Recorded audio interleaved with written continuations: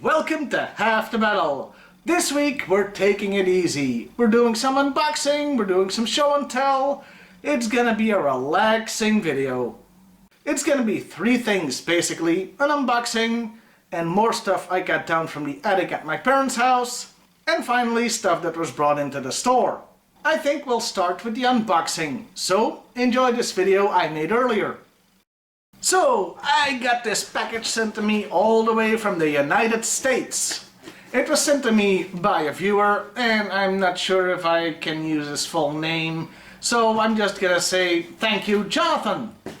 Well, let's see what's inside, shall we?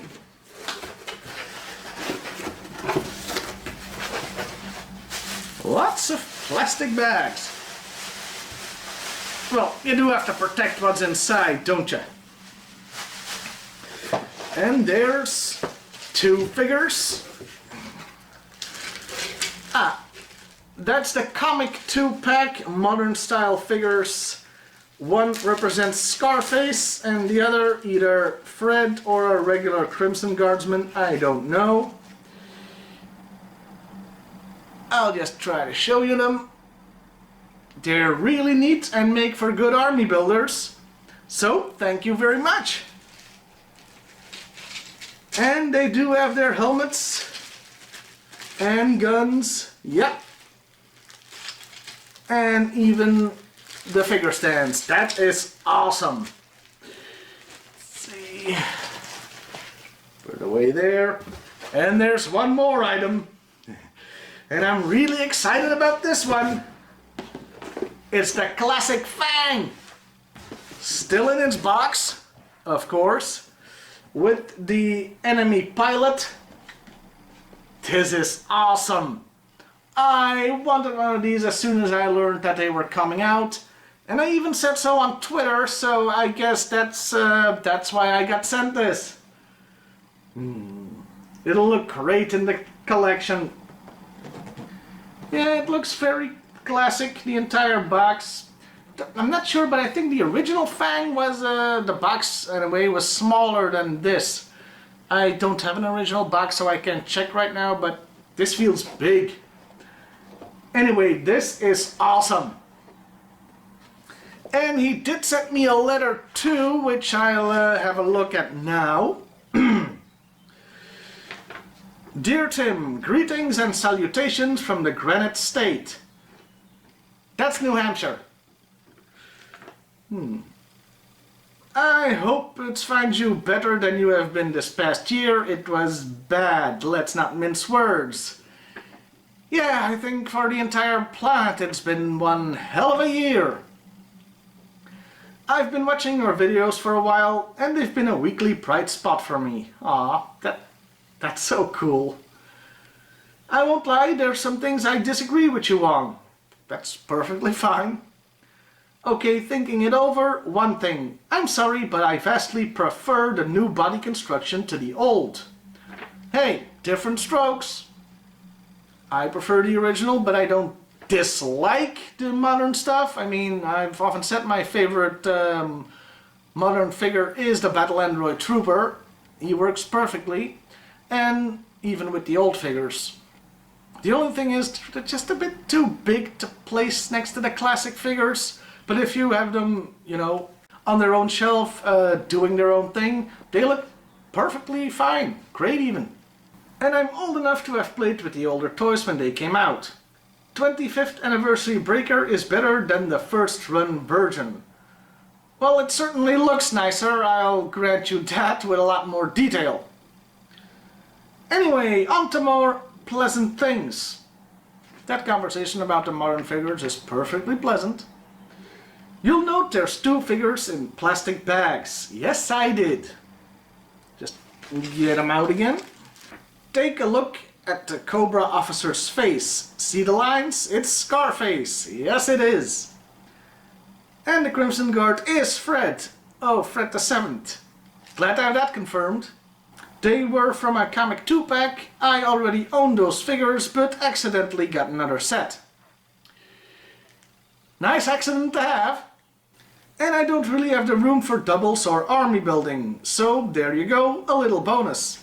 Thanks a lot, man. Yeah, you know, us army builders, we owe a lot to people who don't army build. More for us. Anyway, I hope you have a good day whenever you get this. Fingers crossed on that. Well, it took 17 days to get here, which is actually pretty damn good for a post from the United States. We all remember when Steve tried to send me a package, don't we? 6 frickin' months! Anyway, Jonathan, thanks for the letter, thanks for the package, and thanks for the frickin' awesome fang! Well, that about wraps it up for this small little unboxing. Up next, more stuff from the attic at my parents' house. As you may know, in a previous video I've showed you some of this, and I've also done a Twitter thread on it. Basically, I spent some time going up the attic to get old toys down because, you know, pandemic, can't go out, can't go to flea markets, and this helped to pass the time and keep me invested in toy collecting. First up, a Transformer. This guy. He's either called Twin Twist or Topspin. I think it's Twin Twist. And this guy is pretty special to me. You wanna know why? Because this is the first Transformer I ever got. That meant that he was also the de facto leader of the Autobots until I got a Prime figure. I always thought he looked awesome. He's got muscles, he's, you know, strong, and that's why he seemed a leader type to me. Up next, another Transformer that auto-transformed, Run Amok. It's okay. He has a bad robot mode, but pretty cool car mode. And he's still got his gun, so he's complete. Up next is the Duocon Battle Trap. It's an okay robot, except that his arms don't actually move up and down. They only kinda swivel. You know, G1 was hit or miss when it came to articulation. And he's a duocon, which means that it's 2 vehicles that form 1 robot. You just take the top off, and you got a helicopter, and you got an SUV for his bottom. Pretty nice, but I'm not wild about the robot mode. A very small one next, Sizzle. This was one of those Transformers that had sparks coming out of his ass due to a mechanism. Of course, this one doesn't work anymore because the spark has long gone out. Pun half intended. I am happy that this is complete though, because you wouldn't think it, but the little silver engine thing comes off. So I found the robot in one box, and about 8 days later I found the engine in another box. Neat that I still managed to complete them. And finally, when it comes to Transformers, things are gonna get a little blue, a little X-rated, because I present to you G1 Megatron, Naked Megatron. What the hell do I mean by that? Well, unfortunately, this is my original G1 Megatron from my childhood, but he's missing the piece that would make up his chest, so you can see the mechanism underneath, and I've nicknamed him Naked Megatron. It's basically a broken piece of crap, but you know, it's still Megatron, it was still a childhood toy, so I'm gonna hang on to him. Oh, one thing that's very neat though, give me a second, or a jump cut. He still has all the crap that he came with, you know, for in gun mode, the barrel, the silencer, the thingamajig, his own gun. And that's pretty rare to have a complete one, considering, you know, he's got so many things that can get lost or broken. Kind of atypical, isn't it? The robot is broken, but all the accessories are here. Oh, and yeah, that includes the silver thingy that I never knew what the hell was the point of. But I've still got all this stuff, and that's pretty neat. And now we come to the final 2 items, for now anyway, that came out of the attic. Both of them G.I. Joe. Now, the last time I did a video like this, I showed you the Hammer Jeep that I got down and got, you know, fixed. And it was almost complete. Well, it's a little bit more complete now, because, you know what I found? Only the frickin' box! Pretty damn cool, isn't it? In all its glory. There is some wear and tear, but I don't care.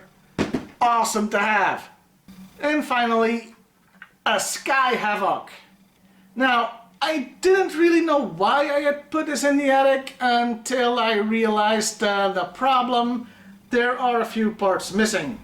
A front and a rear, well, hubcap type thingy. You know, but that's not a big deal. What is a slightly bigger deal is that one of the guns is missing from the front. And it kind of needs that to, you know, look cool. Still, I'm sure I can get one. And cheaply too. So this one requires a little bit of TLC, but, you know, once it's done, it'll be awesome. And now onto the final part of the video. As you may know from previous videos, I put up a sign in the store that said I'm looking for old toys, and a very old friend came in one day. In fact, I've known this guy since grade school. And he goes to flea markets and picks stuff up, so he had a few G.I.Joe toys, and a few other toys too. Maybe I should start with the other ones, just to tease you a little bit. He got me a Thundercats Wily Kit, or Wily Cat, I can't tell them apart. I've never had any original Thundercats figures, so maybe this could be the start of a new collection. What I do have figures of is Mask, and I get a few that I didn't have from him too. There's Hondo with his mask. There's Alex Sector, again with the mask. And there's Bombay. Yeah, the Indian guy was called Bombay. Mask got weird, but he doesn't have his mask. Still, 3 mask figures to add to the collection. Pretty neat. But we know why you're really here, G.I. Joe, so let's get on with it. Firstly, I got 9 figures which I consider to be low tier. Now, why is that? Because they all have paint wear. None of them have broken parts, but some do have, you know, cracked elbow joints, significant paint wear on some, and the Storm Shadow version 2 is yellowed. Oops, there goes one of the Dreadnoks. Yeah, I don't think you can tell from just the camera, but it's pretty bad paint wear. And there's 2 Zanzibars in there, 1 Thrasher, 1 Red Dog, 1 Big Boa, and of course the inevitable Raptor. Great to have another Raptor. Though you may have noticed one figure in there that I said was low tier, even though it's a Steel Brigade one, which tends to be sought after. You know why this one is low tier? Because either it's nail polish or just paint, but they splotched him with red. I think this was to simulate him getting shot and or killed, which, you know, interesting to do as a kid, I suppose. I'm not sure if I'll be able to get the red paint off without doing damage to that figure. We'll have to wait and see. Plus, his torso is sort of split. Maybe that's just because the screw is a little loose. I haven't had time to check it out yet. Assuming I can get the paint off, then it's gonna be an okay figure, even though one of the arms is discolored. You call it yellowing, but in this case it's kind of going greenish. Still, it's an interesting piece to see out there, you know, how some kids treated their toys. Guess whoever owned this originally really wanted his Joes to, you know, get shot and die. Probably wasn't a fan of the cartoon then. Up next, there are 6 figures that I consider to be middle tier. Why do I call them middle tier? Well, they don't really have any paint problems, but none of them have any accessories, and they're not the most popular figures. I mean, there's a Snake Eyes, what, version 3? It's cool, but it's definitely not the most popular one. Tunnel Rat, he's kinda cool, but really needs at least one of his accessories, his gun, I think. And he's a bit loose, so we may need a new O-ring. Then there's Frostbite, who's pretty cool, but really could use his gun and, you know, his vehicle. And then there's Airtight, who really needs accessories to look cool. All of them, well, maybe not his gun vacuum cleaner thing, but definitely the backpack and hose. Now, Wild Bill, if you don't count the Dragonfly, is complete here, because he didn't come with any accessories. So that's pretty cool. Mainframe, very nice, but again, no accessories. And Sergeant Slaughter, he's back. He got the entire month of May, and here he is yet again. Hi, Sarge. Obviously without his baton. Then there are 5 high-tier figures. Why do I consider them high-tier? Because they're sought after. Like a version 2 Snake Eyes, who's pretty mint. Then there's Lifeline and Roadblock version 2. Why do I consider these high-tier? Well, because these figures tend to have a problem. You'll very often find them with their waists broken. So having these two with pristine waists and thumbs is a bonus. It means I have, you know, a backup in case anything goes wrong with the ones I have. Like, oh, I don't know, they fall off the shelf and break. So this is like having insurance. And now a figure with all his accessories for once. Super Trooper. Yep, he's got the pooper scooper, he's got the gun and the helmet. So pretty cool. And the final high tier figure is a Hydro Viper. Now the reason he's high tier is because he's an army builder, so you know I got to get me some of those. Fortunately, once again, no accessories, but I'm sure I can sort something out. In fact, I got a whole boxes full of accessories for all those guys. I think I can get them sorted. Maybe not make them complete, but at least make sure that, you know, everybody has a weapon or a backpack or something. Now, does anything come after high tier? You bet your ass it does, namely top tier. Of course, only what I consider to be top tier. And these are the final 3 figures I'm going to show you, and the final figures of this video. First up, there's a version 1 Televiper. What's nice about him is, once again, crotch is in great condition, so are the thumbs, and his nose, which usually has paint wear, only has a tiny little bit of paint wear that I don't think you'd be able to see.